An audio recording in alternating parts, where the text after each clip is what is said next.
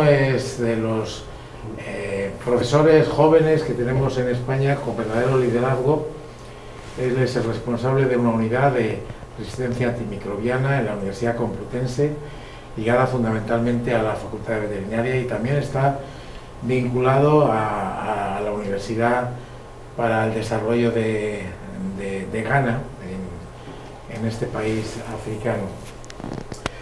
Es doctor en el campo, doctor en microbiología, doctorándose en veterinaria en el año 1996.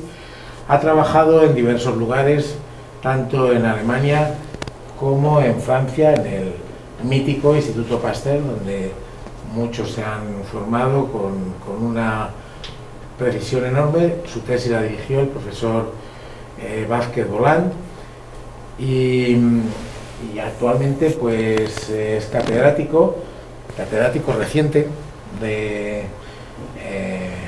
microbiología en la Universidad Complutense, y ya ha obtenido, pues por ejemplo, un galardón que es muy importante, que es el premio de la Sociedad Española de Microbiología, obtenido en el año 2011.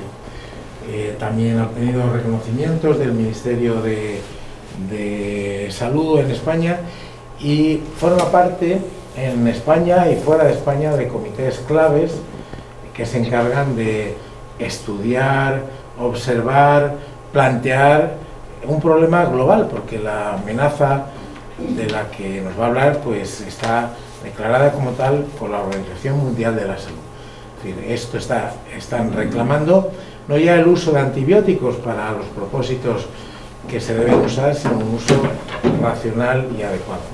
Sin más preámbulos, ya doy la palabra a nuestro conferenciante. Muchas gracias. Muy bien. Bueno, muchísimas gracias, doctor César Nombela, por contar conmigo otra vez para poder acompañarle en una conferencia. Y bueno, muchísimas gracias sobre todo por encargarse de este tema tan importante, sea conmigo o sin mí, pero realmente focalizarse en el tema de resistencia a antibióticos para mí es un honor, y además que para ello cuento conmigo. Y sobre todo, muchísimas gracias a ustedes por venir aquí. No es fácil venir un día entre semana, a las 12 de la mañana, venir exclusivamente a escucharme, pues para mí es un honor, así que muchísimas gracias a todos vosotros. No forma parte de una conferencia, sino ya sé que los que han venido exclusivamente, solamente a verme, así que es una gran responsabilidad. Espero que no les aburra, y realmente si veo que si en algún momento, como somos personas con una formación muy distinta, alguien se pierde o algo así, a mí no me importa nada, que ya que estamos en familia, que alguien levante la mano, pues no entiendo bien ese concepto, yo repito el concepto que sea, no me importa, y así para que a todos nos quede un poco claro, si les parece bien. Y sin más, bueno, quería agradecer evidentemente a la Fundación el haberme invitado para poder participar en esta jornada de seminarios, que tiene unos seminarios muy interesantes. No puedo venir a todos porque estoy en Madrid, pero realmente enhorabuena, porque me parece que toda la actividad de la Fundación y de sus seminarios está siendo muy buena. Espero no bajar el nivel. Bueno, pues yo les voy a hablar de la resistencia a antibióticos, que yo trabajo exclusivamente en este tema de resistencia a antibióticos. Entonces, como saben, este tipo de enfermedades, tuberculosis, peste, cólera y lepra, etcétera, estas enfermedades que nos suenan como muy lejanas, son enfermedades que están cada día constantemente matando a muchas personas en el mundo. No es que solamente haya enfermedades víricas, algunas que estén diseminadas y que realmente sean letales. Estas enfermedades son letales en muchos países del mundo, y en muchas regiones matan a millones de personas, ¿de acuerdo? Incluso no debemos olvidar que en un momento en la historia de la humanidad hubo un momento en el que una sola bacteria se diseminó por el mundo entero. Sabemos que es una sola bacteria porque secuenciándola sabemos que es un solo clon se diseminó por el mundo y llegó a matar a más de 100 millones de personas. 100 millones de personas que fueron todas afectadas por una sola bacteria que se diseminó un solo clon. De hecho, este es el único momento en la historia de la humanidad donde el número de Homo sapiens, o el número de seres humanos que somos en la Tierra, ha decrecido. O sea, siempre desde que somos Homo sapiens, siempre hemos sido cada vez más, y no hemos decrecido en número en el mundo por una hambruna, por una guerra, etcétera, sino solamente el único individuo en la Tierra capaz de reducir la población de seres humanos en la Tierra ha sido una bacteria que se ha hecho fuerte en el mundo. Hasta que, con la ayuda de Fleming, como muy bien ha comentado el doctor Nombela, a Fleming se le contaminó un cultivo de Staphylococcus aureus y dijo, anda, parece que este hongo produce algo que mata a mis Staphylococcus aureus. Entonces cambió su línea de trabajo, que era trabajar con Staphylococcus aureus, y se dedicó a ayudar, a contribuir, a aislar esto. Y con esto cambió el curso de la humanidad. Así que mi opinión personal es que el descubrimiento de los antibióticos es el mayor descubrimiento médico en la historia de la humanidad. Desde que empezamos a utilizar clínicamente los antibióticos, y para que nos situemos, eso fue más o menos entre la Primera y la Segunda Guerra Mundial. Primera Guerra Mundial, muchos millones de muertos, todos por infecciones bacterianas realmente. Infecciones de bala, que luego esas películas que vemos de amputaciones, etcétera, es porque no teníamos nada para frenar las heridas infectadas y se murieron millones de personas solamente por infecciones bacterianas. Pero ya empezamos a utilizar en la Segunda Guerra Mundial este polvo blanco mágico, y esta es la placa original de Fleming.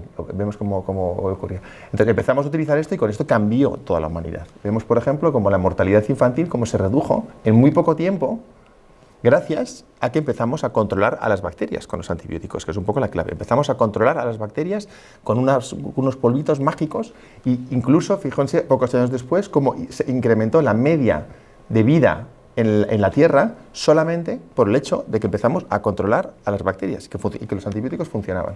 Y fíjense incluso aquí cómo vemos la cantidad de seres humanos que somos en la Tierra. Y desde el momento en que empezamos clínicamente a controlar a las bacterias, como hemos empezado cada vez a ser más y más y más. Me hace gracia esto cuando lo enseñé en un instituto a chicos de instituto hace poco tiempo. Me dijo una chica, lista, dijo, así que rompimos el equilibrio. Dijo, no está mal pensado. Y dije, en el fondo, algo de razón tiene. Es decir, íbamos siendo un número de seres humanos más o menos equilibrado en la Tierra, pero realmente con este avance biomédico tan importante, tenemos este pico tan alto. Algo de eso hay, pero como voy a demostrar, hemos creado un problema, pero hemos solucionado muchísimos más. O sea que estamos muy bien donde estamos. Y en ese momento, desde ese momento, pues empezamos a descubrir muchísimas familias de antibióticos. Entonces, no como hizo Fleming, esperando que se nos contaminara una placa en el laboratorio, sino yendo fuera, ahí al medio ambiente, al campo, para ver si encontrábamos bacterias o levaduras o hongos que produjeran también un antibiótico. Y haciendo eso sistemáticamente es como descubrimos todos los antibióticos que conocemos actualmente. Esto es lo que denominamos la época dorada del uso del descubrimiento de los antibióticos. Como decía el doctor César Nombela, casi cada año apareció una familia nueva de antibióticos, una época genial, y empezábamos a controlar más bacterias. Porque con la penicilina no controlábamos la tuberculosis, por ejemplo, pero poco después Waxman contribuyó al descubrimiento de la streptomicina, etc. O sea, aquí empezamos a controlar todas las enfermedades bacterianas que nos asediaban durante muchísimos años. Y empezamos a utilizar masivamente los antibióticos en los seres humanos y masivamente en los animales, lo cual yo creo que está bien, porque los animales y los seres humanos se ponen enfermos por enfermedades bacterianas, entonces hay que tratarlos con antibióticos. Se descubrió en los años 40-50 que dando bajas dosis de antibióticos a los animales durante toda su vida engordaban muchísimo. Eso se llama la utilización de antibióticos como promotores de crecimiento. Pero sin embargo, eso se prohibió en la Unión Europea desde enero del 2006, ya no se hace. Eso, de hecho, funciona también en seres humanos. Si a los seres humanos se les da pocas dosis de antibiótico durante su vida, engordan mucho mejor y están más sanos. Y de hecho, hubo una portada de Nature donde se propuso que para acabar con el hambre en África podríamos utilizar bajas dosis de antibióticos para que los niños estuvieran más sanos en África. Naturalmente no se hizo, pero funciona exactamente igual, es un crecimiento sano. Esto está prohibido en la Unión Europea, pero no en todos los países del mundo. Se hace en la India, se hace en muchos países de África, Asia, la utilización de antibióticos como promotores de crecimiento. Y como decía, todo esto, es decir, una herida, nacer era peligrosísimo, 1/5 de los niños morían después del nacimiento. Todos los avances médicos de todas las especialidades se han desarrollado enormemente gracias al hecho de que hemos empezado a controlar a las bacterias. No hay ninguna especialidad médica que no esté extraordinariamente favorecida o se haya desarrollado gracias al hecho de que empezáramos a utilizar los antibióticos. Todas las cirugías modernas que conocemos, que como digo, afectan a todas las especialidades, todas solamente se han podido desarrollar porque los antibióticos funcionan. Y de hecho, sin embargo, hay algo que es la resistencia a antibióticos que está aumentando, y os lo voy a explicar ahora, en el mundo, y la predicción es que para el año 2050, este es el informe O'Neill, un clásico, más de 10 millones de personas morirán cada año por la resistencia a antibióticos. De hecho, en España hoy mueren más personas por resistencia a antibióticos que por accidentes de tráfico. Es algo que podemos discutir luego. Y sin embargo, todos los días vemos en el telediario, han muerto 5 personas. A mí me gustaría, estoy soñando con el día en que digamos, han muerto 7 personas por la resistencia a antibióticos hoy, han muerto 16, tenemos que hacer algo. Y así la sociedad se movilizaría mucho más contra este problema que es mucho mayor que los accidentes de tráfico y mucho más, como vemos, va a serlo mucho más que el cáncer, que el SIDA o que cualquier otra enfermedad. Va a ser la causa de mortalidad número 1 si seguimos como estamos. Y efectivamente hacemos mapas en Europa, esto es en resistencia a antibióticos, Escherichia coli, fluoroquinolonas, no importa, pero como ven, en todos los países de la Unión Europea avanza, a pesar de que somos conscientes de que la resistencia a antibióticos es importante, avanza la resistencia a antibióticos y avanza a más. Este es el último informe del European CDC, el Centro de Control de Enfermedades que está en Estocolmo, y como vemos, en ningún país retrocede la resistencia a antibióticos con ninguna bacteria. Hay una excepción que si quieren la podemos comentar después, pero la resistencia a antibióticos está fuera de control. Y uno de los motivos, el motivo principal, es la utilización de antibióticos. Cuantos más antibióticos se utilizan, más bacterias se hacen resistentes a los antibióticos. Eso lo sabemos, es un axioma que es indiscutible. Y esta es la utilización de antibióticos en medicina humana en la Unión Europea, y como vemos, España es, después de Chipre, realmente, o sea, podemos decir que es el país que más antibióticos consume. Si separamos esto en hospitalaria, etcétera, etcétera, la figura que tenemos es: en la atención primaria es donde más antibióticos utilizamos. En veterinaria, en animales, es donde más antibióticos utilizamos. En hospitales utilizamos más o menos la media, pero la calidad de antibióticos que utilizamos es mayor, son antibióticos más modernos que en otros países de la Unión Europea. Estamos forzados, estamos utilizando más antibióticos de última generación que en otros países. O sea que no tenemos un problema tanto de cantidad, a lo mejor, como de calidad de tipo de antibióticos que utilizamos en los hospitales. Y en primaria y en animales, sin duda, de cantidad. Sin embargo, la resistencia a antibióticos no es nueva. Ya hemos visto que Fleming descubrió la penicilina por un hongo del medio ambiente que se contaminaba. Y de hecho, las bacterias llevan más de 2 millones de años en la faz de la Tierra. ¿Cómo luchan las bacterias unas contra otras ahí en el medio ambiente? En un charco o por comerse una manzana. ¿Cómo lo hacen? Pues han aprendido a sintetizar antibióticos para matar a sus congéneres y poder tranquilamente comerse la manzana ya solas y ocupar el nicho ecológico de la manzana. Y las otras bacterias que también quieren comerse esa manzana también han aprendido a resistir a esos antibióticos, porque si son capaces de resistir al antibiótico también van a poder comerse la manzana con ese individuo. Es decir, la presión selectiva y la lucha bacterias con antibióticos lleva dándose en la naturaleza 2 millones de años. Es decir, que las bacterias llevan 2 millones de años entrenándose para luchar contra la resistencia a antibióticos. Por lo tanto, es bastante miope pensar que solamente porque usemos esas mismas moléculas clínicamente desde los años 40 vamos a poder acabar con las bacterias. No podemos, porque su entrenamiento genético y de plasticidad genómica es infinitamente mayor. Y como hemos visto, y como les voy a enseñar, las bacterias han aprendido y aprenden con una velocidad extrema a resistir a cualquier molécula a la que le enfrentemos. Y el gran problema de esto, entre otras cosas, es porque el tiempo bacteriano es distinto que nuestro tiempo.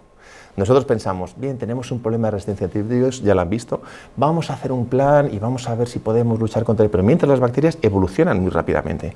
Es decir, una bacteria es capaz de dividirse cada media hora o cada hora. Es decir, su capacidad evolutiva es enorme. Y se lo voy a enseñar en este. Y su concepto de tiempo es completamente distinto al nuestro. Así que como van a ver, les voy a enseñar un vídeo de mi amigo, que es bastante ilustrativo, de mi amigo Roy Kisoni, que estaba en Harvard y ahora está en Yale.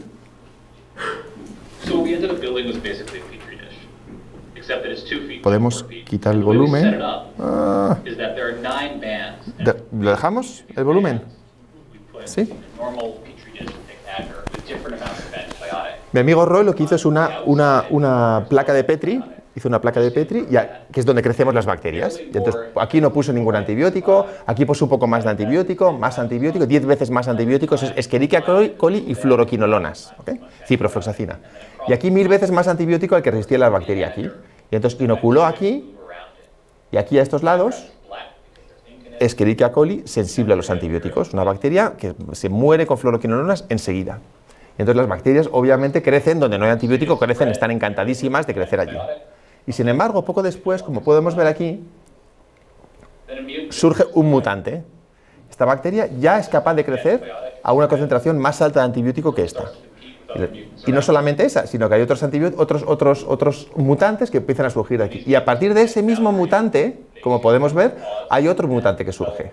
Este mutante de aquí y este adquiere una mutación más que le permite crecer a 10 veces más antibiótico del que permitía crecer antes.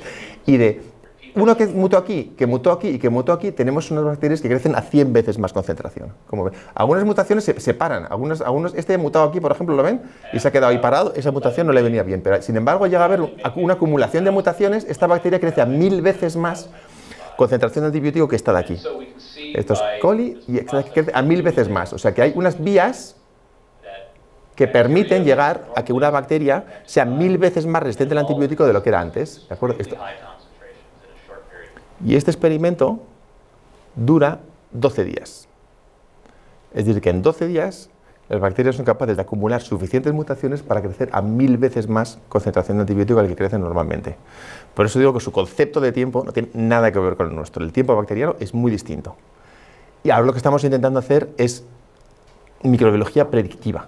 Es decir, como han visto, si somos capaces de secuenciar los genomas de las bacterias que dan lugar a mutaciones que le dan lugar a 1000 veces más resistencia, podríamos en teoría coger las bacterias de un paciente que le está produciendo infección de orina, que se trata con ciprofloxacina, entre otros, y entonces podríamos secuenciarla y decir, esta bacteria tiene la mutación 1. ¿Le puedo todavía utilizar ciprofloxacina? Porque la mutación 1 es de la bacteria que se queda allí tranquilamente parada y no da lugar a mutaciones más altas. Pero si a lo mejor tiene la mutación 2, digo, ya seguro que no puedo utilizar ninguna fluoroquinolona, porque la mutación 2 es la que lleva luego a la mutación 3, 4, 5, que da lugar a bacterias de alto nivel de resistencia. Estamos intentando predecir cómo puede evolucionar una bacteria que está produciendo una enfermedad en un paciente, predecir en función de las mutaciones que ya ha adquirido y las que puede adquirir en el futuro. O sea, eso, en fin, son cosas que estamos haciendo así actualmente. Entonces, para luchar contra la resistencia a antibióticos, también organicé una reunión del G7 en Alemania en el 2015, donde decíamos, somos conscientes de que la resistencia a antibióticos es un problema multisectorial, que tiene en cuenta salud humana y salud animal, la agricultura y el medio ambiente. Combatir la resistencia a antibióticos requiere una aproximación global y esfuerzos internacionales comunes. Y un día muy importante para tomar conciencia de la importancia de la resistencia a antibióticos fue el día 11 de noviembre del 2016. Ahí la Organización de las Naciones Unidas se reunió en un plenario para determinar cuál era el mayor problema sanitario que tenía el mundo en ese momento. Y todos los países votaron por unanimidad que la resistencia a antibióticos es el mayor problema que tenemos actualmente. Y eso no es frecuente. La Organización de las Naciones Unidas se ha reunido, hasta este momento se había reunido 71 veces y solamente en 3 ocasiones anteriormente había determinado que un problema de salud era el mayor problema que tenía el mundo. Otras veces eran las armas, otras veces era la hambruna, otras veces era cualquier otra enfermedad, pero problema de salud solamente 3 veces. HIV, enfermedades crónicas y ébola. Así que es solamente la 4ª vez en la historia de la humanidad donde la ONU realmente determina que este es un problema. Así que antes era una opinión casi personal y de algunos profesionales más, colegas nuestros, algunos de la FE y de otros hospitales que reclamábamos mayor atención para la resistencia a antibióticos, ahora ya es oficial.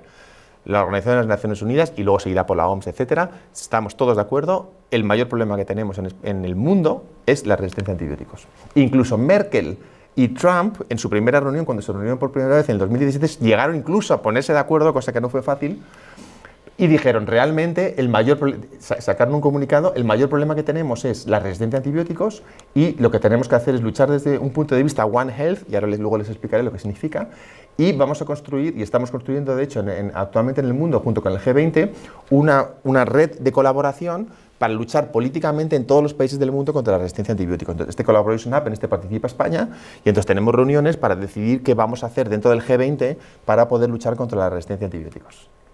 Y en Europa, yo he participado muchos años estamos en el Joint Program Initiative, en una iniciativa europea, en el comité científico, he estado 8 años, y ahora estamos creando el Virtual Research Institute, el instituto de investigación virtual, donde nos vamos a juntar todos los investigadores de Europa y también de Japón, Canadá, Sudáfrica y India, para aunar nuestras fuerzas para luchar desde un punto de vista de investigación contra la resistencia a antibióticos. Y por eso cada 18 de noviembre celebramos el Día Europeo de la Resistencia a Antibióticos Y yo creo que ya todos más o menos estamos de acuerdo. Si los antibióticos son tan importantes y han cambiado tanto la historia de la humanidad, todos estaremos de acuerdo ya en que la resistencia a antibióticos es el mayor problema que tiene la humanidad. Perdona, es que has dicho la fecha tan rápidamente que no nos hemos... El 18 de noviembre de cada año celebramos el Día Europeo de la Resistencia a Antibióticos. Esa semana celebramos el Día la Semana Mundial de la Resistencia a Antibióticos, porque junto con la OMS determinamos que necesitábamos un Día Mundial, un Día Mundial, y al principio habíamos puesto un día. Y hace 2 años dijimos, no es suficiente, el problema es demasiado grande. Entonces, el día del 18 de noviembre coincide con la Semana Mundial de la Resistencia a Antibióticos. O sea, que esa misma semana tenemos toda la semana dedicada solamente a la resistencia a antibióticos en la OMS. Lo cual te hace una idea, tenemos el día del SIDA y tal, por la Semana de la Resistencia. O sea, realmente es 7 veces más importante que cualquier otro... Bueno, es una broma, pero bueno, es mucho más importante porque realmente necesitan más concienciación y más... ¿Y cómo participan los pacientes en ese escenario? Es muy eso se lo voy a comentar ahora. Eso es una pata muy importante, por eso estoy muy contento de estar aquí. Entonces, ¿cómo funciona la resistencia a antibióticos? Muy sencillo. Aquí hay una población bacteriana, que puede ser nuestro intestino, un charco o lo que sea. Entonces, una bacteria muta, de esas por ejemplo, o adquiere un gen de resistencia a antibióticos, y como es puro darwinismo, por pura selección natural, solamente esta bacteria es capaz de sobrevivir al antibiótico y coloniza todo ese ecosistema, entonces todas las bacterias serán resistentes a los antibióticos. Y el problema que hemos tenido es que en esta época dorada del descubrimiento de los antibióticos, ¿se acuerdan? Más o menos aquí en estos años, para cada paciente que teníamos, el facultativo podía elegir entre 4 o 5 familias de antibióticos distintas para curar a un paciente. ¿Qué le dio a este paciente? Una tetraciclina, una sulfamida, un betalactámico, un macrólido. Había realmente en el mercado un superávit de antibióticos, porque había muchos antibióticos. Y las farmacéuticas, yo creo que con buen criterio realmente no son capaces de prever el futuro, pero más o menos dijeron, bueno, ya hemos contribuido mucho a la lucha contra la resistencia a antibióticos, contra las enfermedades infecciosas, porque hemos descubierto todos estos antibióticos en muy poco tiempo, y entonces ahora nos durarán mucho tiempo, vamos a centrarnos en otro tipo de moléculas. Y se centró en otro tipo de moléculas, como moléculas anticáncer, moléculas anticolesterolemia, etcétera, etcétera. Y en mi opinión, yo creo que realmente, gracias a eso fue muy malo para la resistencia a antibióticos, pero muy bueno para otras cosas. Hoy día tenemos moléculas en el mercado contra el cáncer, etcétera, gracias a que realmente allí la industria no se siguió centrando en antibióticos, sino se centró también en otras moléculas. Hay gente que aquí demoniza mucho a la industria farmacéutica. ¿Cómo pudo centrarse en otras cosas? Fíjate, pues yo creo que realmente el criterio no fue tan malo, pero el problema que ha sido es que ahora llevamos 30 años sin descubrir ni una sola familia nueva de antibióticos. Entonces, utilizando estos mismos antibióticos tenemos mucha resistencia y muy pocos antibióticos nuevos. Uno de los posibles motivos por los cuales esto ha ocurrido ha sido que realmente hemos estado trabajando, todos los que trabajamos con antibióticos y resistencia a antibióticos, en compartimentos muy estancos. Y eso es un error. Es decir, que las bacterias que nos afectan a nosotros como seres humanos, en los hospitales, por ejemplo, pues no se quedan confinadas en los hospitales, y se lo voy a demostrar ahora. Entonces, sin embargo, todas las aproximaciones que hemos hecho en el hombre para luchar contra la resistencia a antibióticos se han basado sobre todo en medidas exclusivamente dedicadas al control de infección dentro de los hospitales, que está bien. Y los que trabajaban con antibióticos en los animales, y luego les explicaré cómo se hace, pero se hace también, entonces también han estado básicamente solamente pensando en los problemas de sus granjas y la utilización de esos antibióticos, pero no pensando en algo más, no pensando a lo mejor en salud pública, en que toda la utilización esa puede tener otros efectos. Las personas que trabajan en el medio ambiente ni siquiera muchos, o la mayoría del mundo no se ha planteado realmente que el medio ambiente puede ser un problema en la resistencia a antibióticos, pero hoy día lo sabemos y se lo voy a enseñar luego, cómo las aguas residuales y cómo el medio ambiente puede ser un factor esencial para la diseminación y la generación incluso de resistencias a antibióticos. Y el problema en los antibióticos es que las bacterias no solamente son capaces de quedarse con su resistencia a antibióticos, sino que son capaces de diseminarse horizontalmente los genes y los mecanismos de resistencia a antibióticos. Eso se denomina transferencia horizontal de genes. Es decir, los seres humanos no podemos hacerlo, pero las bacterias, si fuéramos bacterias, compartiríamos genes en esta sala fácilmente y constantemente. Y de aquí saldría el individuo de nosotros que tuviera la combinación genética mejor. Es decir, es difícil de imaginar, pero esto es lo que ocurre cada vez que tomamos un antibiótico en un intestino del ser humano. Es decir, la mezcla genética mejor nuestra, es decir, alguien pues entre hombre y mujer, con intuición fuerte, que hable un montón de idiomas, inmune a un montón de enfermedades, esa mezcla de la mejor mezcla de todos nosotros es la que saldría de aquí, porque somos capaces de intercambiar todos los genes. Eso hacen las bacterias. Nos tomamos un antibiótico y son capaces de intercambiar sus genes de resistencia y todas las bacterias se hacen resistentes a los antibióticos. Eso se denomina transferencia horizontal de genes. Y les voy a poner un ejemplo de una cosa que nos ocurrió a nosotros. Hace unos años descubrí, cuando volví del Instituto Pasteur de París, donde estuve trabajando muchos años, descubrimos una bacteria altamente resistente a aminoglucósidos. Aminoglucósidos es canamicina, tobramicina, gentamicina, etc. Altamente resistente de una colección de muchas bacterias. Secuenciamos esa bacteria en sistemas genómicas, de hecho, aquí en Valencia colaboré con esta empresa y dije, necesito secuenciar esto rápido, funcionaron fenomenal y secuenciamos el genoma de la bacteria, que tiene muchos genes, esto es uno de los plásmidos de la bacteria, y entonces vimos como había un gen que realmente no era conocido, no sabíamos lo que era, y vimos como este gen, que se denomina ARMA, solamente este gen, que es una unidad muy pequeñita, era capaz de conferir alto nivel de resistencia a todos los aminoglucósidos. Es decir, que una sola bacteria había adquirido un solo genecito, por esta transferencia horizontal de genes, que anulaba completamente la función de todos los aminoglucósidos en la práctica clínica. La adquisición de un solo gen, y una bacteria, ya han visto, allí tiene muchísimos miles de genes, pues un solo gen puede anular la función de toda una familia de antibióticos. Entonces esto fue a nivel mundial muy importante, porque dijeron, en España hay una bacteria que con un solo gen ya anula toda la resistencia a todos los antibióticos, etc. Esto fue muy sonado. ¿De dónde viene este gen? ¿Cómo es posible que tengamos de repente una bacteria con un gen nuevo que resista a todos los aminoglucósidos? Un gen nuevo, no existía antes nunca. Entonces empezamos a mirar en las bases de datos y vimos, pues este gen nuevo, ARMA, resulta que también está dentro de una bacteria que se denomina Streptomyces canamiceticus. Streptomyces canamiceticus, que es el responsable de la producción de canamicina. Tenemos canamicina porque en el medio ambiente hay una bacteria que produce este antibiótico. Y tenemos gentamicina porque en el medio ambiente hay una bacteria que se denomina Micromonospora purpurea. Son bacterias. Así que, ¿cómo se defienden estas bacterias, produciendo canamicina y gentamicina, de su propio suicidio? Son bacterias que están produciendo antibióticos, ese antibiótico debería salir de ellas y afectarlas y matarlas directamente. Pero no, son bacterias altamente resistentes a los aminoglucósidos. ¿Qué mecanismo han desarrollado durante millones de años para resistir a altos niveles de aminoglucósidos? Este genecito ARMA que nosotros hemos encontrado en España. Entonces, ese genecito, que se ha seleccionado durante 2 millones de años en la naturaleza, de altísima eficiencia, ha pasado de estas bacterias productoras de antibióticos, por eso esa capacidad que tienen las bacterias de compartir genes de una bacteria a otra, de una bacteria a otra, de una bacteria a otra, de una bacteria a otra, hasta que al final llega una bacteria, una Escherichia coli patógena, y anula completamente la función de los antibióticos, de toda esta familia de antibióticos, de los aminoglucósidos. Es decir, en la naturaleza hay un pool de genes infinito, de genes de resistencia a antibióticos, que son capaces de saltar de una bacteria a otra y al final llegar a otras bacterias patógenas y anular completamente familias de antibióticos como son estas. Nosotros nos interesamos además, como hay aquí algunos estudiantes, nos interesamos saber cómo funciona realmente ese mecanismo de resistencia a antibióticos. Entonces, para eso hicimos un montón de moléculas, Malditoff, etc. Vimos que este ARMA lo llamamos Aminoglycoside Resistance Methylase, porque es una metilasa y es capaz de poner un grupo metilo pesa 14 kilodalton, en el ribosoma. Y poner exactamente un grupo metilo en el nucleótido G1405 del ribosoma. G1400, pongo un grupo metilo en el ribosoma y ya no funciona ningún aminoglucósido. ¿Cómo funciona eso? Y entonces esto les voy a enseñar porque hicimos esta modelización. Este es el ribosoma, esta es la hélice A del ribosoma. Y esto es lo que denominamos el Aminoglycoside Binding Pocket. Aquí se unen en el ribosoma de las bacterias, se unen todos los aminoglucósidos. Vienen aquí y se unen.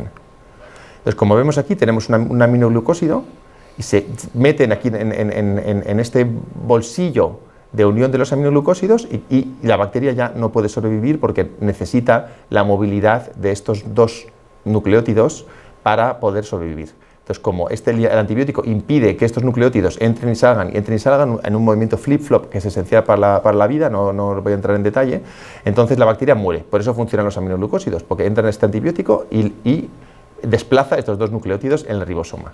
Y aquí vemos otro aminoglucósido que hace lo mismo. Y este es nuestro famoso G1405, este de aquí, este nucleótido.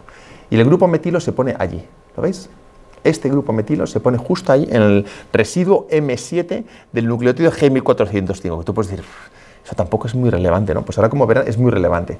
Porque ven que este aminoglucósido que se llama paramicina, que tiene sustituciones 4-5, sí es capaz de todavía matar a la bacteria a pesar de la presencia de este nucleótido. ¿Lo ven aquí? A pesar de la presencia de este grupo metilo, este aminoglucósido todavía puede matar a la bacteria, mientras que este no. Este ya no es capaz de asentarse aquí dentro porque hay un impedimento estérico aquí. ¿Lo veis cómo choca este aminoglucósido con este grupo metilo? Bien, es decir, la bacteria confiere con el grupo metilo resistencia a todos los aminoglucósidos de esta familia, pero no de esta. ¿Qué es esto? Esto es aparamicina, un antibiótico de utilización en medicina animal durante años. Es decir, que aunque la bacteria sea resistente, tenga este grupo metilo y resista a todos los antibióticos aminoglucósidos que utilizamos en medicina humana, resulta que no le afecta a este pequeño aminoglucósido que se utiliza solamente en medicina animal. ¿Qué estamos haciendo ahora? Pues en un proyecto de la Unión Europea muy importante, como tenemos tan pocos antibióticos ahora, hemos empezado a lanzar y estamos lanzando la utilización de la paramicina, que era un antibiótico que jamás se ha utilizado en medicina humana, para la utilización en medicina humana. Estamos haciendo ya el ensayo clínico número 1 para rescatar algunas de esas moléculas que desechamos en los años 50-60, la paramicina. Bueno, ya tenemos muchas, vamos a usar esta para animales, que ya tenemos gentamicina y todas las demás. Bueno, pues ahora estamos intentando rescatar la paramicina, haciendo un ensayo de fase 1 desde el principio, porque nunca se utiliza en humanos, y estamos lanzando, para lanzar este tipo de ensayos. Este es el tipo de investigaciones que estamos intentando hacer para rescatar, para intentar tener alguna herramienta para luchar contra la resistencia a antibióticos. Bien, entonces, como les decía, este tipo de gen, chequeamos dónde estaba dentro de la Unión Europea, miramos un millón aislados para ver si este gen nuevo estaba muy diseminado o poco diseminado dentro del mundo, con las mejores instituciones del mundo, y vimos que encontramos 23 aislados en hospitales de Polonia que tenían este tipo de gen nuevo, y 5 en el Reino Unido que no eran del Reino Unido, que habían sido enviados de Polonia para identificar al Reino Unido. Es decir, que teníamos los hospitales de Polonia llenos, un 2%, hoy día ya es un 3% con este gen de resistencia a antibióticos nuevo, que anula completamente el uso de la paramicina. ¿Por qué? Porque la utilización en este hospital de los aminoglucósidos es muchísimo más alto que en el resto de hospitales de Europa. Y por eso tanto se está seleccionando en este hospital, luego hemos visto que también en otros, este tipo de genes nuevos que luego se diseminan por el resto del mundo. Esta es la situación actual de esta familia de genes de antibióticos. Estas son las metilasas, ya es una familia. Antes descubrimos ARAM-A, pero ahora hay muchas más, RMTA, BCC, y estos son los genes que están diseminados en el mundo. La mayoría los hemos encontrado nosotros, o muchos, y que están prácticamente en todos los ecosistemas donde se han buscado. Es decir, este tipo de genes que anula completamente la utilización de los aminoglucósidos está diseminado en el mundo entero. Lo peor de esto es que el próximo antibiótico que va a salir al mercado para salvar nuestras vidas se llama plazomicina. La plazomicina es un aminoglucósido de última generación. Acaba de ser aprobado por la FDA en el 2018 y en Europa todavía no ha sido aprobado. Probablemente se vaya a aprobar en los siguientes 9 meses a 12 meses para la utilización exclusiva intrahospitalaria para poder luchar contra el avance en la resistencia a antibióticos. ¿Cuál es el problema?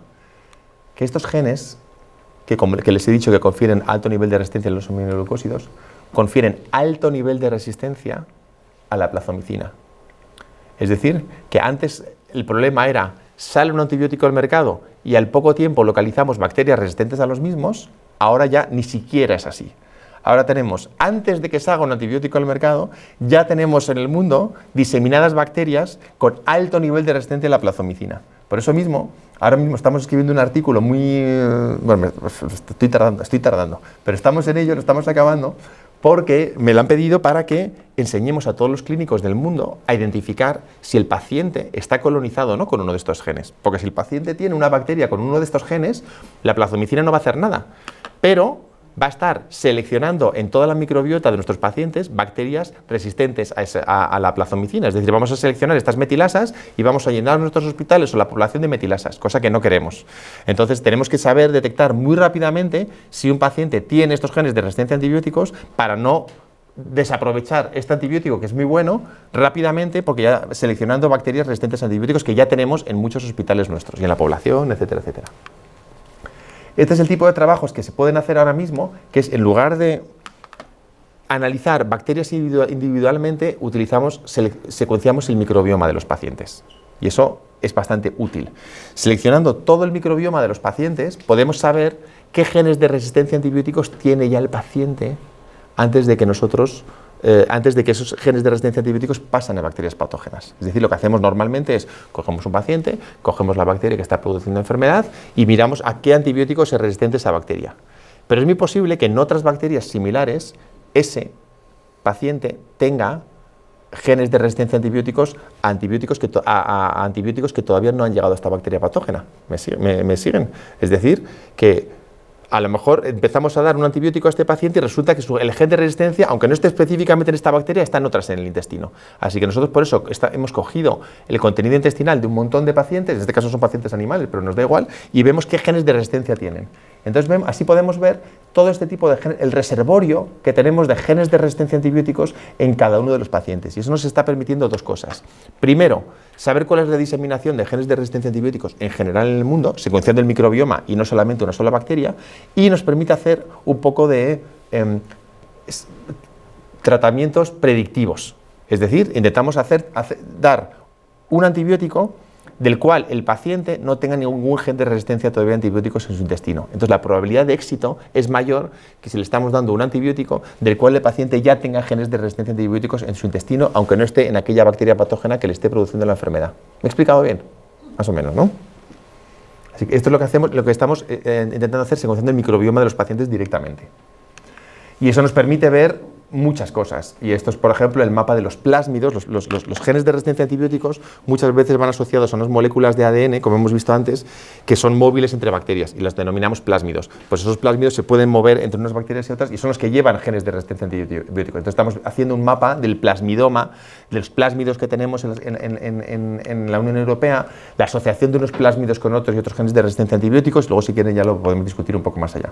Entonces, ¿qué estamos haciendo en España para luchar contra esto? Pues en España hemos organizado un Plan Nacional de Lucha contra la Resistencia a Antibióticos, que lo empezamos en el 2014, entonces hemos tenido un primer periodo del 2014 al 2018 y ahora del 2019 al 2022, es decir, que estamos haciendo algo, no es que estemos parados. Es un plan, hemos empezado relativamente tarde, porque en otros países, sobre todo en el norte de Europa, los planes son del 2006, del 2005, entonces en España hemos empezado tarde, pero tengo que decir en defensa de los españoles que hemos empezado muy bien. Es decir, la ventaja de hacer las cosas tarde es que uno entonces puede aprender de los errores de todos los demás. Entonces sí, se ha hecho bastante bien. Entonces es un plan que está coordinado por la Agencia Española de Medicamento. La Agencia Española de Medicamento es 50% sanidad animal y 50% salud humana. Y como vemos aquí, para hacer este Plan Nacional de Lucha contra la Resistencia a Antibióticos ha contado con el Ministerio de Sanidad, pero también con el de Defensa, también con el de Interior, también con el de Educación, y a eso vamos a la educación, también con el de Economía y el de Agricultura. Es decir, 6 ministerios están implicados en el Plan Nacional de Lucha contra la Resistencia a Antibióticos. Todas las comunidades autónomas, todas las sociedades científicas y muchísimos expertos. Entonces, ¿en qué se basa un Plan Nacional de Lucha contra la Resistencia a Antibióticos? Que no es fácil, porque como ya hemos visto es un problema muy complejo. Pues una parte, y esto es algo que nos ha costado un poco en España también entender, diría yo, pero que ya ahora hemos entendido todos perfectamente, que es vigilar el consumo de antibióticos y las resistencias antimicrobianas. Es decir, no debemos esconder si aparecen resistencias a antibióticos en un hospital o en otro, o en un ecosistema. Debemos publicarlo, airearlo, para saber exactamente cuál es el status quo que tenemos en resistencia a antibióticos y en consumo. Y en consumo de antibióticos no es tan fácil. A veces tenemos las recetas, pero luego tenemos recetas privadas, tenemos antibióticos que se dan sin receta en las farmacias, tenemos algunos antibióticos que hay pacientes que se compran por internet, los antibióticos que se dan un vecino al otro que tampoco constan en ningún sitio. O sea, no es tan sencillo, pero estamos en ello y la verdad es que España ha avanzado mucho en esto. Debemos controlar las resistencias bacterianas, básicamente utilizando menos antibióticos, que es lo que tenemos que hacer. Identificar e impulsar medidas alternativas o complementarias a la prevención y tratamiento. Sabemos que cuantas menos infecciones tengamos, menos antibióticos utilizamos. Es decir, cualquier medida de prevención, lavarse las manos, medidas de contención en las UCIs españolas, cambiarse la ropa, ponerse una ropa estéril antes de poder entrar, eso por ejemplo yo creo que es algo muy importante.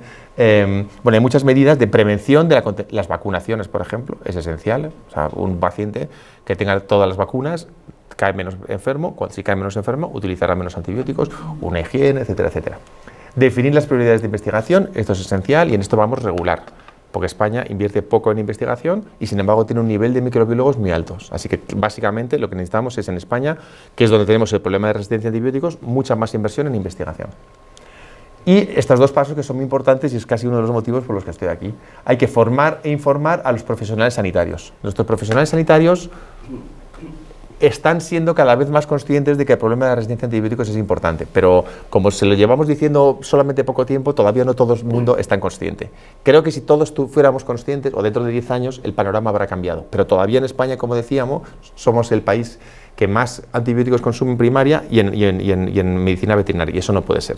Entonces hay que formar a nuestros profesionales para decirles, a ver, vamos a ver, la amoxicilina clavulánico no funciona contra estreptococos. Por ejemplo, si tienes un estreptococo, te da igual que utilices amox clavulánico o que utilices amoxicilina.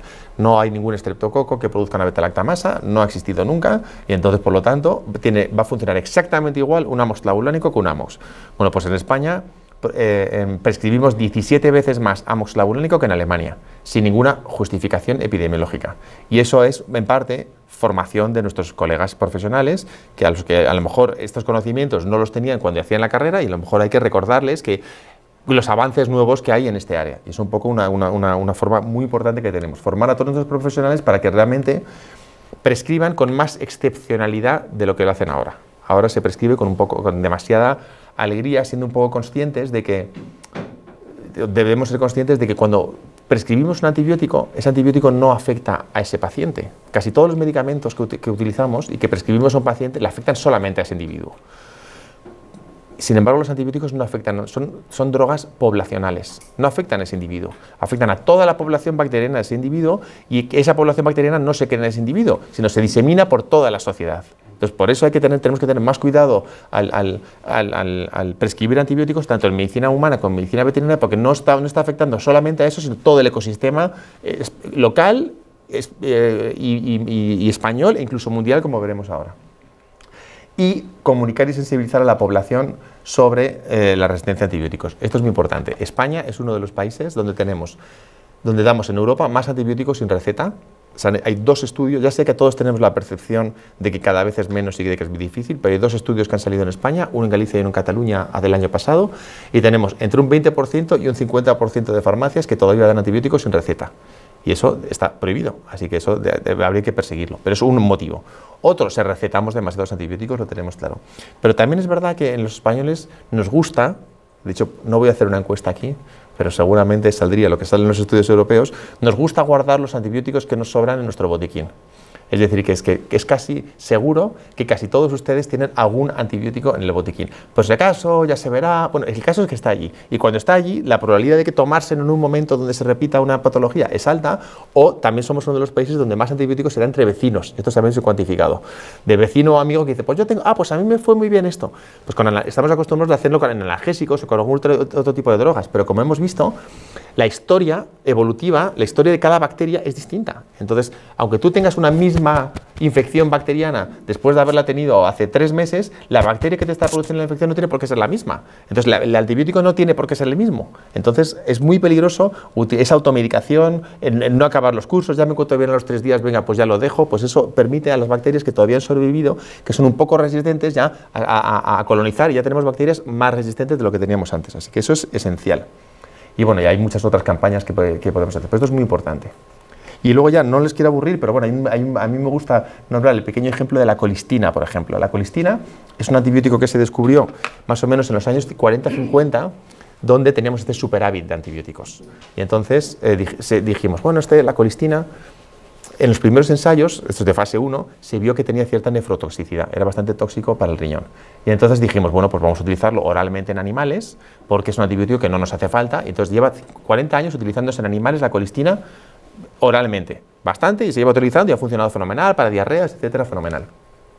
Pues como digo, se descubrió allí justo en más o menos años 50 y se denostó porque dijimos, es nefrotóxica, usada sistémicamente en pacientes, ¿para qué lo vamos a utilizar?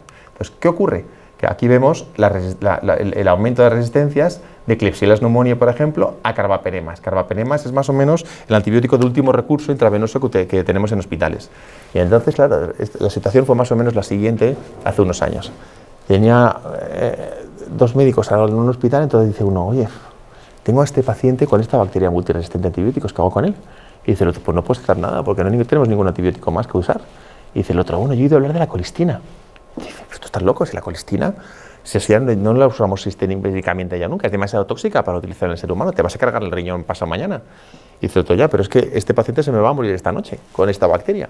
Así que si no utilizamos la colistina, prefiero tratar una insuficiencia renal dentro de 3 días que el paciente se me muera otro. Entonces dijo esto y dijo el otro, bueno, pues vas a tener razón, venga, usa la colistina. Esta conversación tuvo lugar hace 7 años en Europa.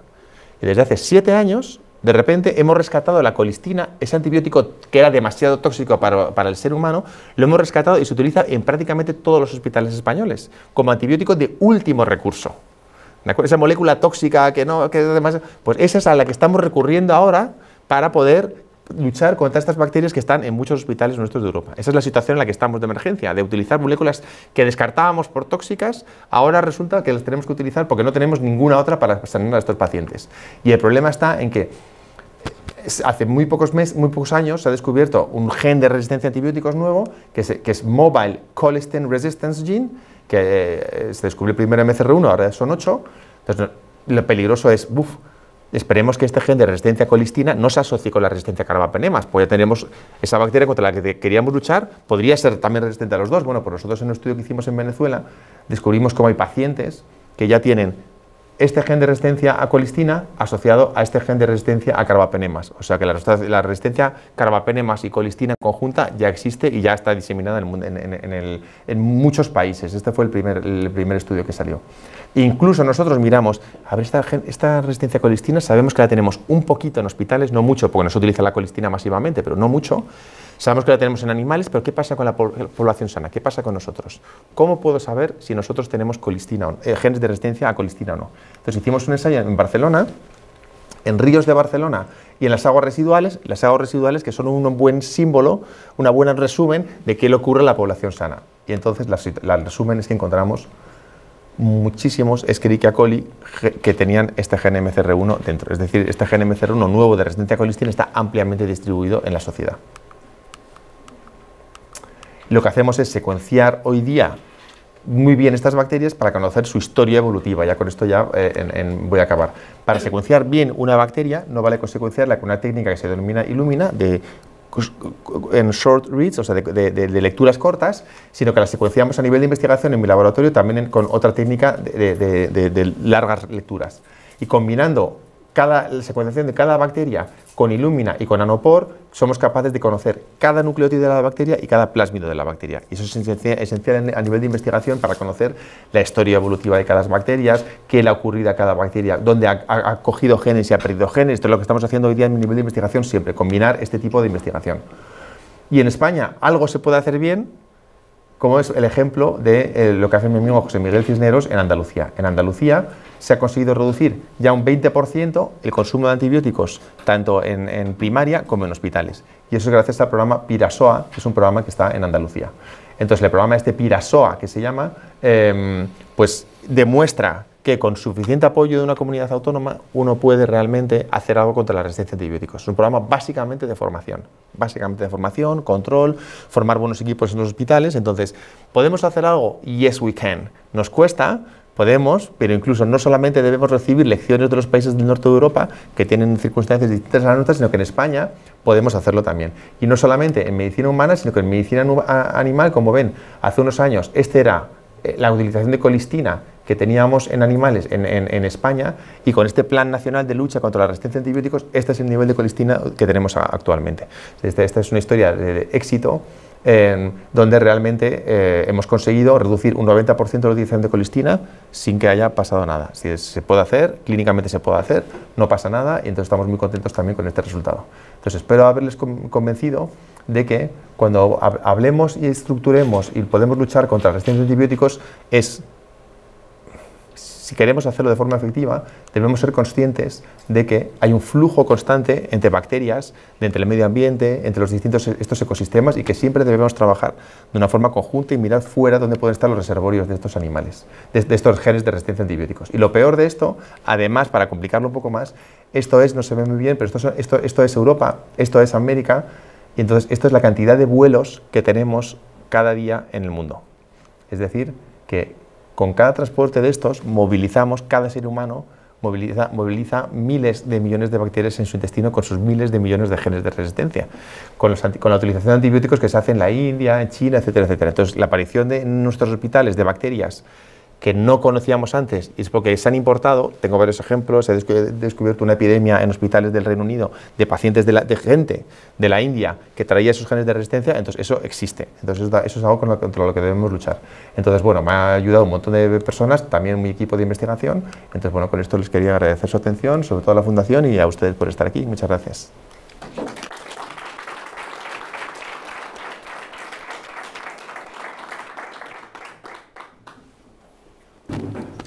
No, ¿qué prueba, o sea, tendrían que hacerme, en el caso mío, por ejemplo, si voy al médico y me tiene que recetar unos antibióticos para saber si tengo la inmunización o no? Muy bien, muy buena pregunta.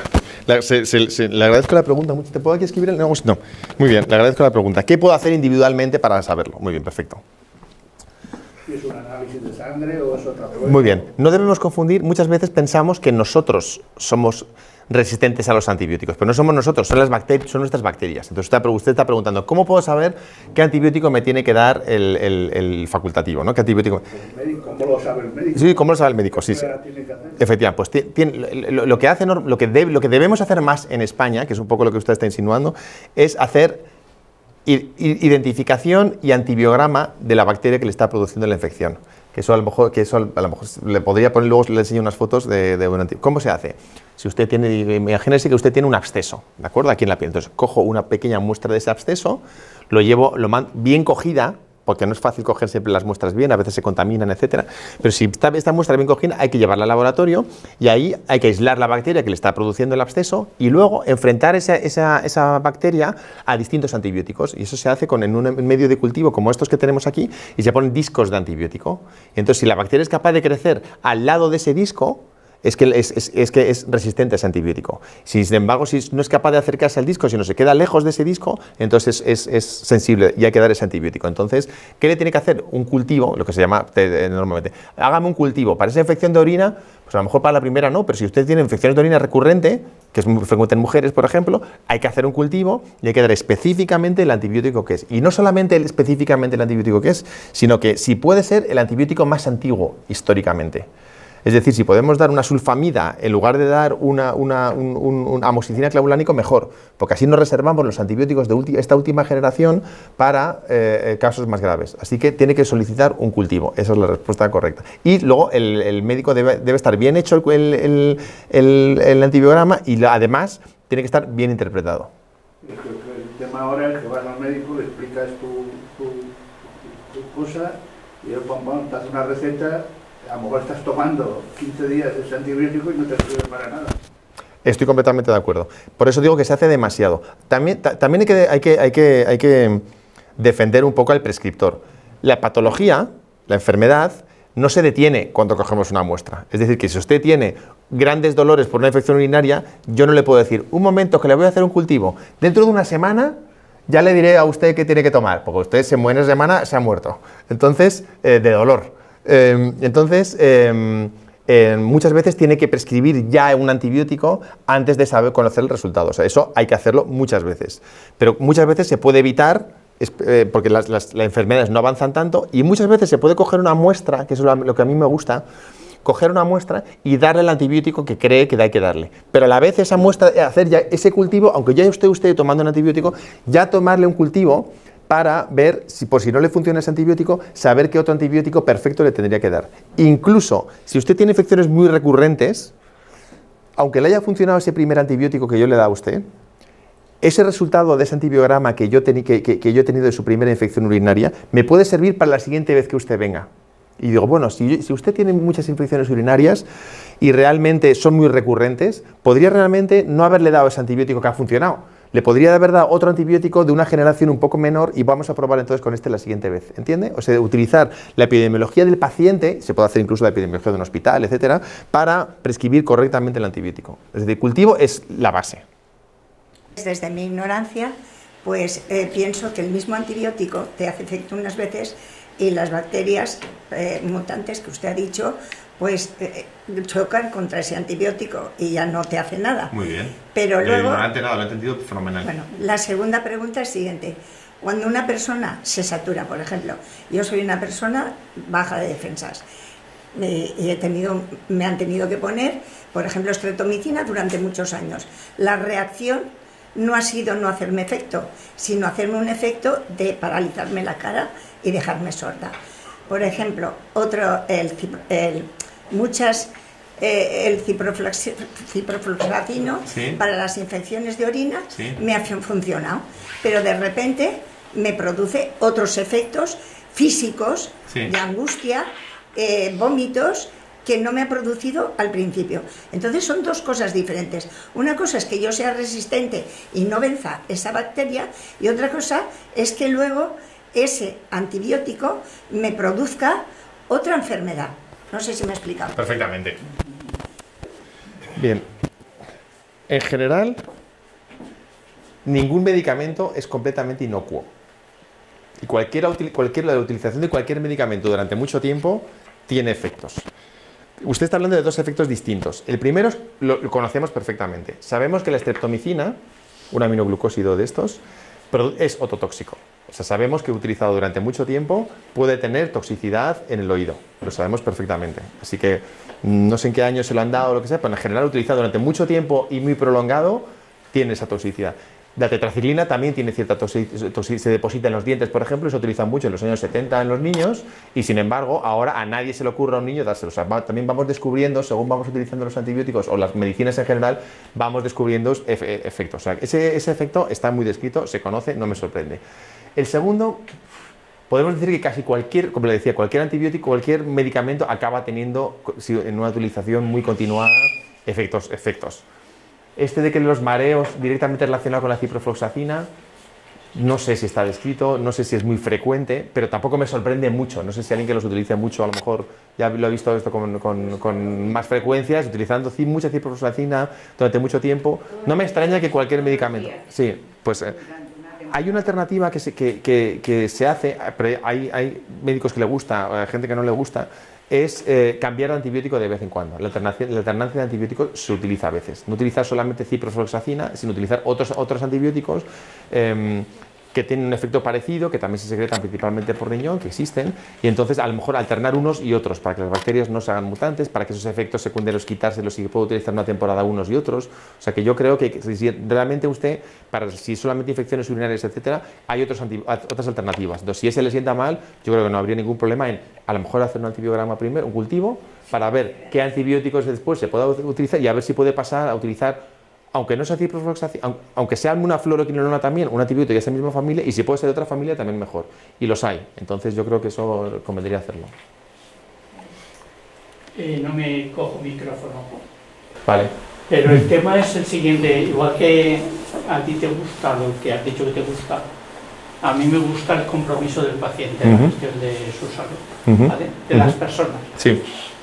Y en ese sentido, la pregunta que te hizo aquella niña sobre si se había cambiado el ritmo, el equilibrio, ¿no?, del ecosistema, sí, nosotros nos lo hemos planteado en la medida en que todos estos enfoques, este escenario que nos propones, tiene una alternativa que es una mayor implicación de la persona en la gestión de su salud. Totalmente.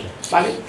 Entonces lo que pedimos es, y yo creo que es el escenario perfecto para proponéroslo, que nos deis herramientas para que en esa tutela que nos concedéis nosotros tengamos una participación activa, porque tenemos conocimiento de lo que nos está sucediendo, porque tenemos capacidad para hacer seguimiento de lo que a lo largo de nuestra vida estamos desplegando. Y a eso nosotros le llamamos carpeta de salud.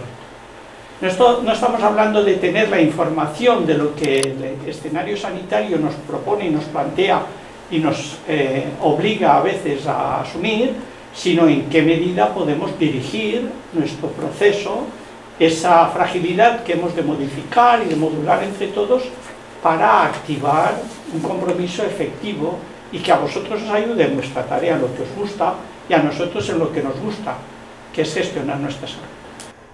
¿Se acuerda que en ese mapa que le he demostrado, donde avanza la resistencia a antibióticos en todos los sitios, he dicho que hay alguna excepción? La excepción es las infecciones por MRSA, Staphylococcus aureus resistente a meticilina, en el Reino Unido, que explotaron enormemente en los años, bueno, no hace tanto, el año, digamos, 2000, 2001, 2002, explotaron, y entonces se tomaron medidas. ¿Quién dirigió, quién fue el catalizador para que se tomaran esas medidas? El único país del mundo donde se ha reducido la resistencia a antibióticos de una forma efectiva. ¿Quién catalizó ese movimiento? Las asociaciones de pacientes. Es decir, que hay muchas personas a los que se murieron sus hijos y sus familiares con esta bacteria, Staphylococcus aureus resistente a meticilina, MRSA decimos en España, o SARM, con tragedias personales. Esas asociaciones de pacientes fueron clave para que se hiciera una presión suficiente al Estado para que se tomaran las medidas que son de control de infección en los hospitales, medidas básicas, lavarse las manos, etcétera, bien, y se ha conseguido reducir enormemente el impacto del MRSA en los hospitales en Inglaterra. Y ha sido, como le decía, solamente por las asociaciones de pacientes. Así que estoy 100%, no puedo estar más de acuerdo con usted, le abrazaría. Creo que en España tenemos una implicación de los pacientes demasiado baja en la resistencia a antibióticos. Y hace 2 semanas estuve en el programa Millennium, un programa de la televisión de la 2, y allí estuve también comentando con colegas divulgadores o encargados de los medios, y me dice, yo creo que esto con unas cuantas historias reales de, oye, es que mira, ¿ves esta pierna? Pues no la tengo, porque realmente tuve una infección aquí que era tan recurrente, entonces ves a un chaval de 20 años con la pierna amputada solamente porque no le ha funcionado, o madre que se ha muerto el hijo, y eso ocurre en España. Como le he dicho, hay más de 1.800 muertes al año solamente por resistencia a antibióticos en España. Entonces creo que es esencial esa actuación para que tanto la sociedad como los profesionales, como el político, que al final es el que decida dónde van los recursos, comunidad autónoma o España, decida a la resistencia a antibióticos, es importante. Así que estoy completamente sincronizado y sintonizado con tu percepción. Conocemos que el País Vasco sí que tiene una carpeta de salud activa.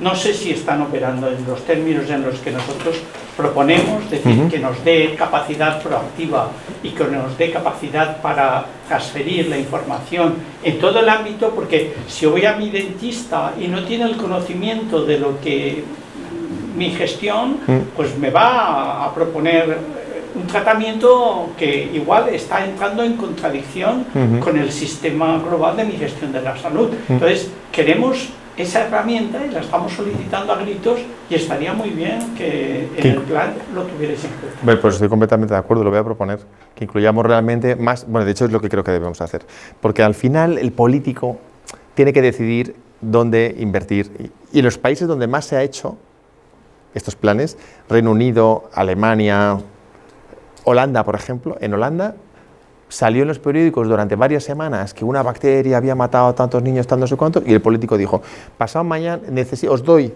año y medio para reducir tanto el consumo, y se ha hecho. Ha puesto los recursos, se ha hecho y se ha reducido el consumo de antibióticos en muy poco tiempo, mucho.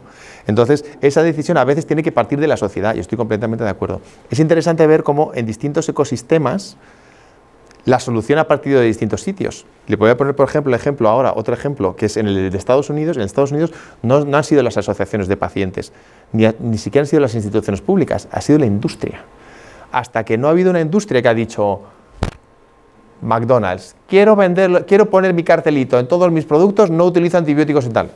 Se ha reducido un 90%. O sea, es allí, el driving force ha sido realmente un poco la sociedad reclamándolo, pero luego realmente la industria la que ha tomado la decisión de las medidas adecuadas. Y luego las medidas en cada país son distintas, pero estoy de acuerdo con usted. Cuando me invitaron a dar la charla inaugural el 18 de noviembre, el Día Europeo de la Resistencia a Antibióticos en 2015, mi primera diapo era Simon, un paciente, niño, que por una infección por MRSA se murió, para que realmente la gente viera tienen cara y nombre y apellido los pacientes que se están muriendo. Y por eso a veces los pacientes que se mueren por resistencia a antibióticos los llamamos los pacientes silenciosos, porque ni siquiera están diagnosticados todos de una sola enfermedad. Si uno es por una bacteria resistente a unos antibióticos, la otra por otra bacteria, pues no, es difícil de contabilizar. Entonces lo contabilizamos, pero ya no son los pacientes con HIV, los pacientes con tuberculosis, no, los pacientes con bacterias resistentes a antibióticos, que puede ser una neumonía, una infección urinaria y una bacteriemia, suele acabar en bacteriemia, y ahí una endocarditis. Entonces no es tan fácil y entonces realmente no tienen nombre, pero me gustaría darle nombre, apellido y cara para que realmente viéramos que en esos coches estrellados, pues está muy bien, en los coches estrellados me parece fenomenal, pero todos los días está muriendo gente porque los antibióticos no funcionan en ellos. Y pasado mañana vamos a ser usted y yo. No lo pues cuente con nosotros, trabajamos con la Fundación Juárez a través de un Living Lab que trabaja en ese escenario y estamos a su disposición. Muy bien, fenomenal, pues lo haremos, gracias. Perdón, bueno, no, es que no hay chairman. Entonces, me ha parecido ver una pregunta ahí atrás. Algo sí. Me ha parecido ver una pregunta ahí atrás. Que del mismo modo que si el medio es un medio hostil, el individuo elige sobrevivir. Pero si es un medio apto para reproducirse y demás, el individuo elige por reproducirse.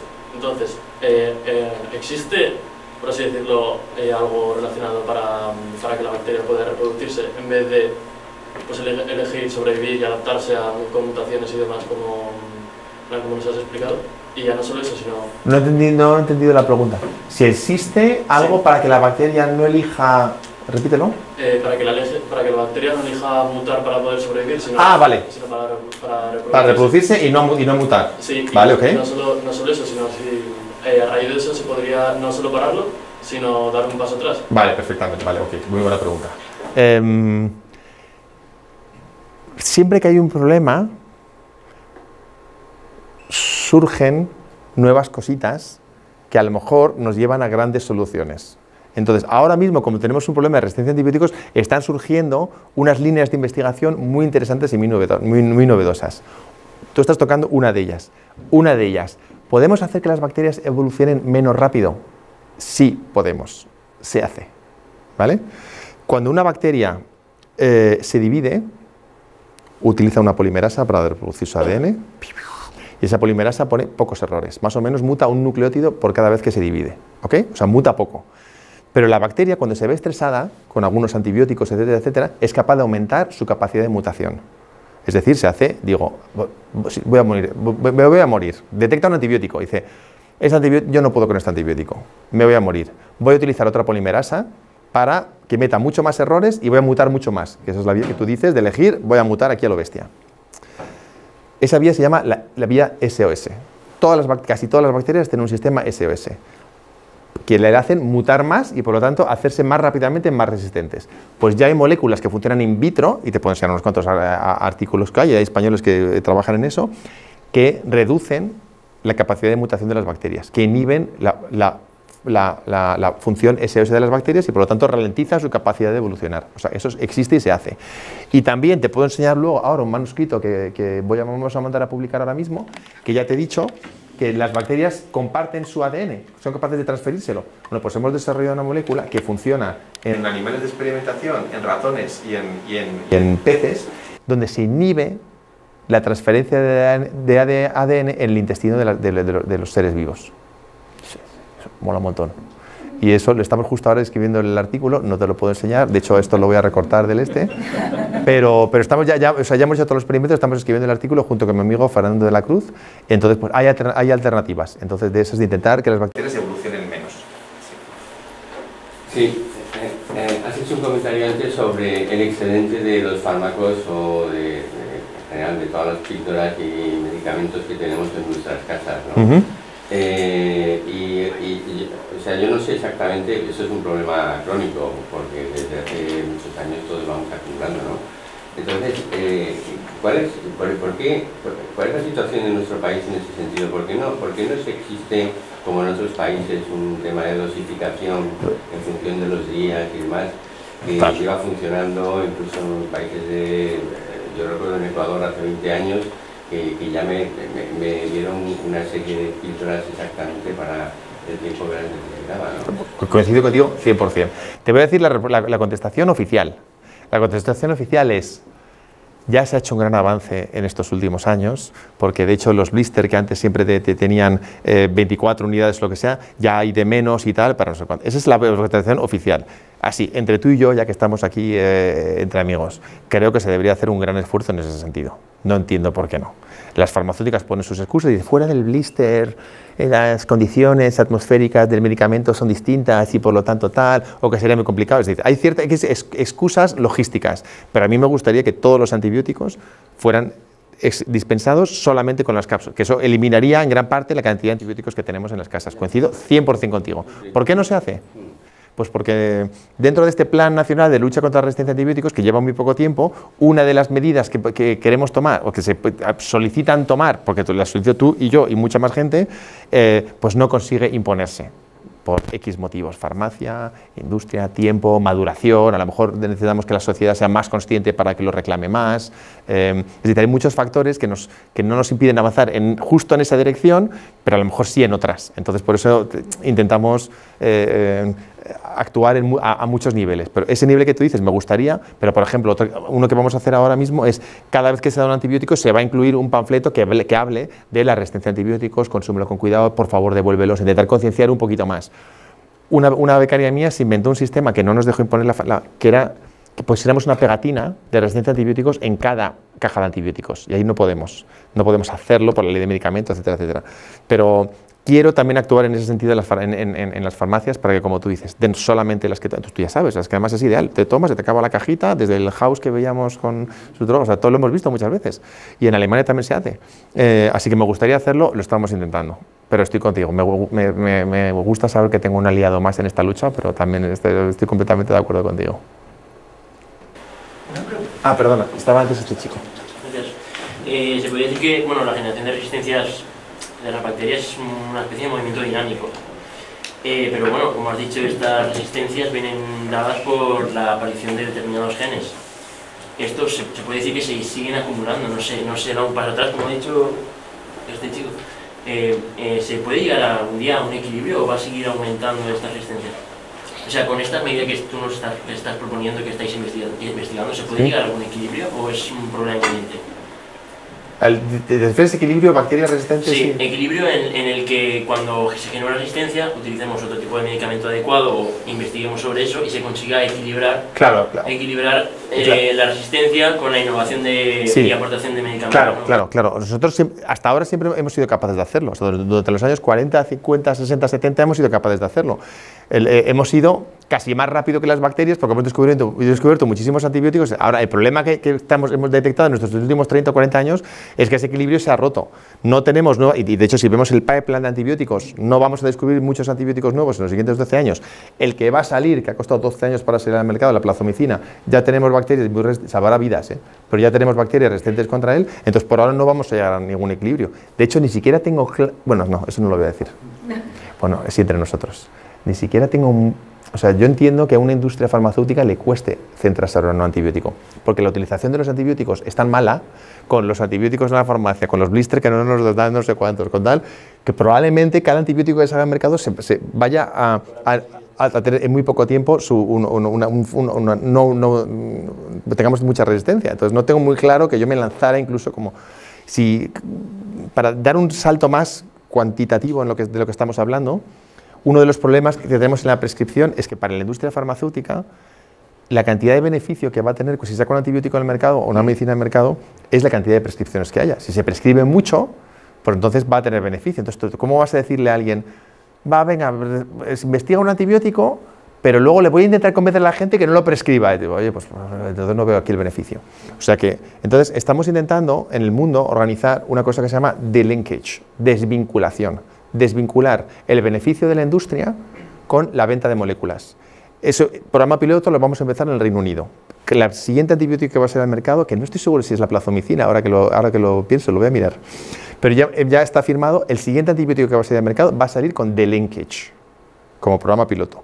Es decir, que el Estado se compromete a darle unos beneficios perfectamente establecidos a la industria independientemente de cuántas moléculas se prescriban o no. Entonces vamos a hacer ese experimento para ver qué tal sale y si efectivamente conseguimos que se utilice más prudentemente, etcétera, etcétera, y que la industria no presione tampoco para que se prescriba más. Entonces vamos a hacer ese primer ensayo piloto ahora mismo en el mundo, en el Reino Unido. Muchas gracias. Nada, a ti. Sí, no sé si la pregunta excede un poco el objeto de la conferencia. No importa. Pero, ¿existe un escenario posantibiótico? Claro, claro, sí. Te explico. Sabemos que tenemos el límite de la antibioterapia marcado por los antibióticos de último recurso, ¿vale? Se están experimentando terapias, por ejemplo, con el Clostridium difficile. Debo recordar que se está haciendo una técnica de trasplante de heces. Trasplante de heces. En algunos Hay muchas laboratorios, fagos, exacto, se habla de terapias con fagos, que yo creo que es un poco repetir el tema de los antibióticos. Resistencia a antibióticos, resistencia a virus. No es problema. Sería un escenario conocido. Quiero decir, incluso hay, por ejemplo, el bedelobibrio, se está hablando incluso, es una bacteria predadora de bacterias, utilizarla también.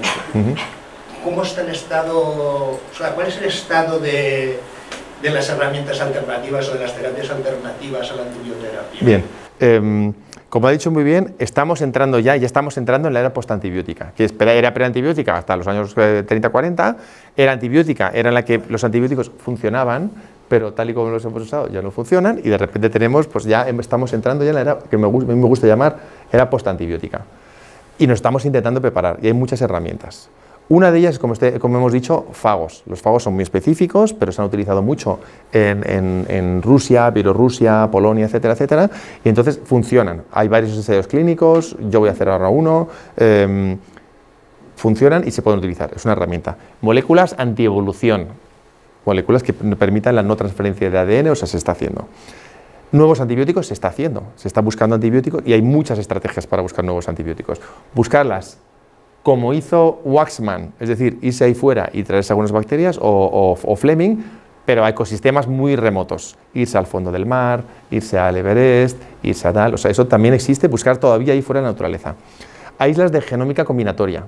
Nosotros conocemos la genómica que tiene, los genomas que tiene de las bacterias, pero sabemos que cuando los ponemos en una placa, la bacteria, en las condiciones en las que tenemos, no expresa siempre todos los genes que tiene. A lo mejor tenemos bacterias con potencialmente vías metabólicas de nuevos antibióticos, nuevas moléculas geniales, pero que no las expresan en nuestras estufas, que las expresan en otras condiciones. A lo mejor no somos capaces. Entonces, estamos secuenciando los genomas, detectando, y salió un Science hace 2 semanas, me lo mandó mi becario, ha salido nuevo tal. Entonces, donde se puede ver por la estructura de la ordenación de los genes, se expresen o no, que codifiquen probablemente para moléculas. Entonces los rescatamos, los expresamos in vitro para ver si eso es una nueva ruta metabólica o no. O sea, eso se está intentando hacer. O sea, que hay muchas estrategias para intentar luchar contra las bacterias. Otras, las medidas, muchas veces intrahospitalariamente son medidas higiénico-sanitarias normales. Muchas veces son medidas higiénico-sanitarias normales. Otras medidas son las vacunas. Se está intentando explorar la posibilidad de utilizar vacunas que producen infecciones septicémicas, es decir, de patógenos nosocomiales que normalmente no producen enfermedad, pero que en los hospitales sí. Entonces, vacunas contra Cinetobacter baumannii, contra Pseudomonas, son los patógenos así más o menos número 1 en los hospitales, pues podríamos pensar en vacunarnos contra esas enfermedades. Y hay españoles incluso que están investigando en eso. ¿Qué más? Inmunoestimuladores, inmunoestimulantes. Es decir, esas muchas vías que hasta ahora ni nos hemos planteado, pero que están emergiendo de forma muy importante a nivel de investigación en el mundo. O sea, que a nivel de investigación, para nosotros esto, estamos viendo como de repente, antes que alguien ni se planteaba inmunoestimulantes, eso es una especie de medio camelo, probióticos. Hola, ya un yogur, ¿tú te crees? Pues eso ahora se está investigando realmente muy en serio en eso, porque realmente son alternativas. Como decía, un trasplante de heces igual, funciona, un trasplante de heces funciona. Por un paciente que está colonizado con Clostridium difficile por un tratamiento crónico con antibióticos, al final un trasplante de heces, las heces sanas, que todavía las estamos intentando definir, colonizan el sistema gastrointestinal y funcionan, los pacientes se curan. Así que hay muchas vías alternativas que se están poniendo a punto. Como lo decía, los inmunoestimulantes son unos, nuevos probióticos. O sea que es interesante veremos por dónde, cuál de ellas es realmente el útil. A lo mejor son nuevos antibióticos o no sabemos, fagos, en fin. ¿Aportan algo los viajes espaciales, el sistema de la medicina esta? Bueno, las investigaciones, ¿no?, que se hacen. Bueno, no está mal pensado. Por ahora, la vida y moléculas orgánicas... Como has dicho antes, no está mal pensado. Bueno, por ahora, vida y moléculas orgánicas solamente hemos encontrado en la Tierra y nada más. Si hay moléculas en la Luna o en otros planetas que puedan tener actividad antibiótica efectiva, no es imposible. Yo creo que sabemos un poco la composición inorgánica y tal, pero no es imposible. No es imposible. Como un ecosistema nuevo a explorar, otros planetas o la Luna, no es imposible. No es imposible. ¿Por qué no? ¿Alguna más? ¿Va por aquí? ¿No? Ah, sí. Vale. Bueno, lo mío después. Se puede decir que hay relación entre por ejemplo, si se sustraen diferentes muestras de poblaciones en general, se puede decir que hay una relación entre las resistencias que hay en determinadas poblaciones geográficas, ¿no? Sí. O no hay relación, o sea, sí, ¿no? En general... Es una introducción de mi pregunta que quiero hacer. En general, sí, en general. Entonces, sería factible generar una gran base de datos Sí. interrelacionada en donde en cada hospital se cuente qué número de recetas se dé para más o menos contabilizar qué se está proporcionando, ¿entiendes? Sí. Se está haciendo, ¿no? Sí, se está haciendo. Un mapa de resistencias a nivel nacional. De hecho, si te metes en la base de datos del PRAN, que es el Plan Nacional de Lucha contra la Resistencia a Antibióticos, ahí verás un mapa geográfico donde pasas con el ratón y ves las resistencias que tienes en cada sitio. O sea que eso ayuda. Estaba hablando con la subdirectora de la Agencia de Medicamentos. Yo creo que ayuda más a concienciar que realmente a prescribir. Porque si tú estás en tu hospital, no te hace falta, creo yo, el mapa de resistencias de tu zona. Sabes perfectamente lo que te está afectando en tu hospital. Pero sí te ayuda por lo menos a tomar más conciencia del problema de la resistencia a antibióticos. Para los viajes es esencial. Sabemos la probabilidad de venirte con una bacteria resistente que tenemos en cada país. O sea, sabemos, India, 70% de probabilidad de volverte con una Escherichia coli resistente a cefalosporinas. Argelia, 50%. O sea, lo sabemos perfectamente. Hay un artículo en Lancet hace de un año. O sea, entonces, ir al extranjero es... Bueno, ir al extranjero es peligroso, no sé si podría decirlo, pero hay muchos países donde, como dices, el mapa nos indica que hay más bacterias resistentes. Y por eso, una de las medidas intrahospitalarias para bloquear esas bacterias es, en el cuestionario que se hace a cada paciente que entra, ¿ha viajado usted en los últimos 2 meses a un país? Y entonces aislarle, ver si efectivamente está colonizado con esas bacterias, antes de meterle con todos los pacientes, con lo que sabemos, la transmisión de las bacterias, con el contacto, o el enfermero que va de uno y toca al otro, o la médico que toca a uno y otro a otro, o con los familiares, y es así como se diseminan las bacterias fácilmente. O sea, que aislar a los pacientes que viajan, lo he hablado con muchos amigos míos, en algunos hospitales se hace, pero debería hacerse más. A ti. Bueno, yo, en tanto en cuanto a los animales que se les inyecta antibióticos, primero, si también se les hace antibiogramas para saber qué antibióticos se le va a dar, y en tanto en cuanto nos afecta a los humanos los antibióticos, el filete de carne que comemos, si también nos satura de ese y también que nos puede inmunizar contra esa molécula. Totalmente. ¿Cómo me alegro de que haya venido? Porque son preguntas muy... De ama de casa. No, sí, bueno, pues... Es que además pasa que las grandes superficies de supermercados, sí, pues tienen las mismas ganaderías. Sí. En esas ganaderías yo me imagino que quiero saber si también se les hace antibiogramas. Muy buena pregunta. Muy buena pregunta. Son 2 preguntas. Son dos. Filete antibiótico. Cuando hablamos de utilización de antibióticos en animales, el problema no es el resto del antibiótico que quede en el filete. No hay antibióticos en los filetes. Cada vez que se prescribe un antibiótico en veterinaria, cada vez ese antibiótico viene con lo que se denomina un periodo de supresión. Es un periodo después del cual ningún alimento derivado de ese animal es apto para el consumo humano, porque es el tiempo que necesita el cuerpo del animal para limpiar toda esa medicina de su cuerpo.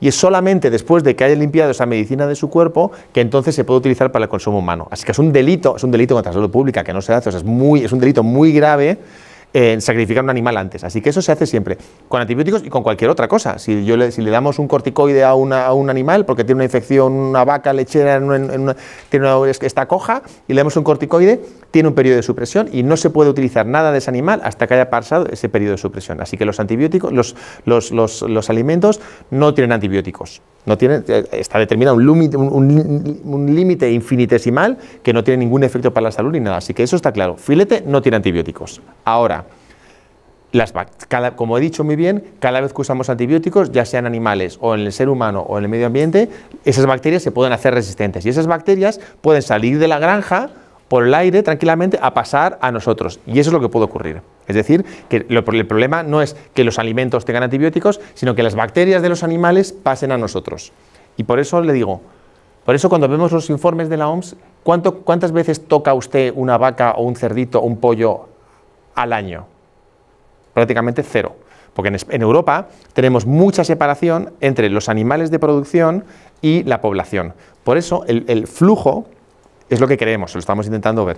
El flujo de bacterias resistentes entre animales y animales de producción de alimentos y seres humanos no es muy alto.